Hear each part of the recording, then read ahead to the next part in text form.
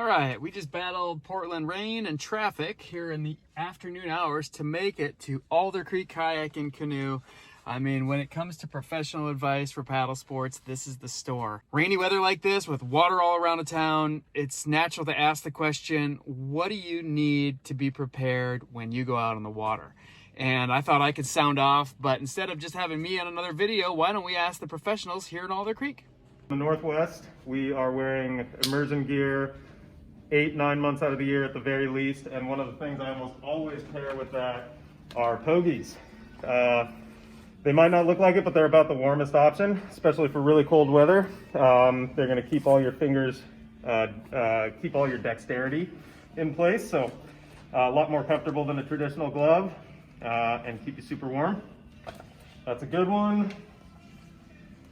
I'm also a huge fan these days of water tennies as opposed to traditional booties. So one of my favorite shoes is the Low Yak from Astral. They dry super quick. They have a silt drain at the back here. So if you get sand in your sole, you just kind of swish some water around, dump it out. Surprisingly effective. They breathe extremely well, and they have a siped rubber sole, like the tire on your car. And these things will stick to any wet, slippery surface. So I pair these with a pair of neoprene socks to get the same insulation you'd get out of a bootie. And I feel way more confident. I haven't broken a rib in a long time, fallen on wet rocks, so that's a good thing. Another kind of silly little thing, I'm excluding all the like super technical safety gear because I think a lot of you guys probably already know all about that. A soft phone case, and this might seem like kind of a gimmicky little thing, but you can use the touchscreen, you can take pictures, it has a lanyard, so I went from scarcely pulling my phone out on river trips to taking hundreds and hundreds of pictures. I think this is an essential item, and there's options anywhere from 15 to 40 bucks. Gotta have one of these. Hey, this is Andrew from Alder Creek Kayak Canoe in Portland, Oregon, going over a few things that I like to bring with me on a canoe trip. One, get yourself a really nice paddle. This is your motor. You will thank yourself for that. Spend as much as you can on that sucker. A couple of things I like. Good dry box for my cell phone so I can take photos, answer calls, make everybody jealous of where I'm at. Cup holders galore. I probably own about 8 of these. Snap on the gunnels, cockpit combings, whatever you name it. They go everywhere. Kneeling pad, because my knees aren't what they used to be. Little sponge because I'm a drippy, sloppy paddler and I love it. And then lastly, don't forget a dry bag for your lunch, spare layers. Of course, we've got all our extra safety kit, personal flotation device, bilge pumps, throw ropes, all that good stuff depending on what you're doing. But make sure that you're equipped to have a good time on the water as well. So in my life jacket, I carry a small little waterproof first aid kit, little trauma kit,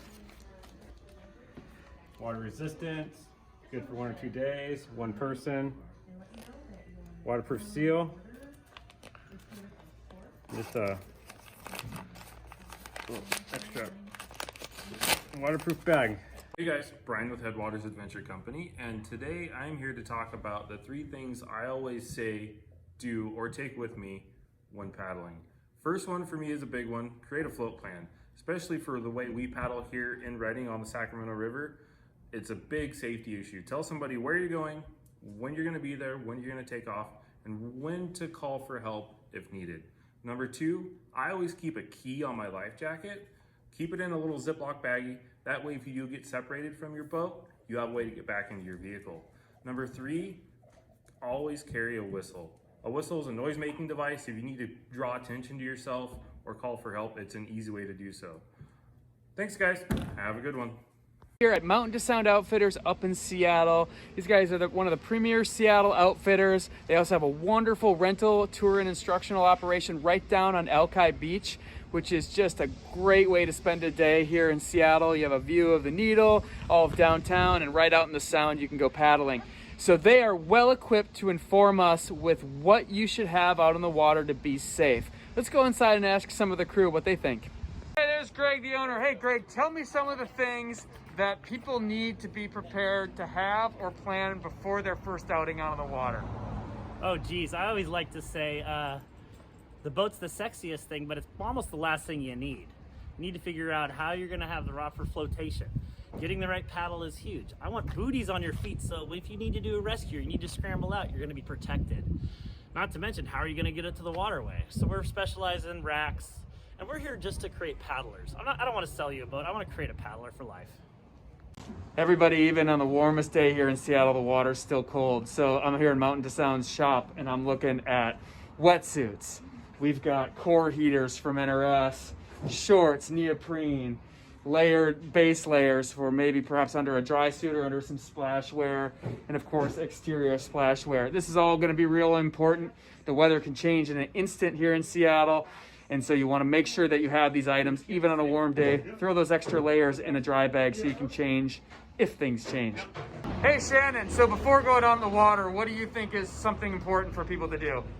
Proper clothing, make sure you're hydrated, have proper food and sustenance, and be happy.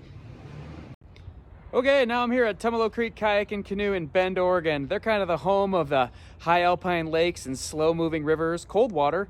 So let's see what they have to say about essential items before going out in the water. Here's the Deschutes River paddle guide. The Deschutes River can go from class 5 to just moving water, so you want to make sure that where you go, you have the right chart or map. That's a good one. Everybody asks about water bottle holders. That looks like it'll work on eddy lines, yeah?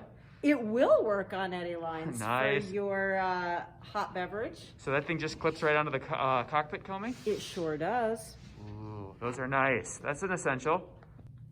Yeah, something that you don't often think about, but if you have a long boat, Equinox, something longer sticking out of the back of your truck, get your Tumalo Creek flag, so the car behind you. That's good. Required by law. Required by law.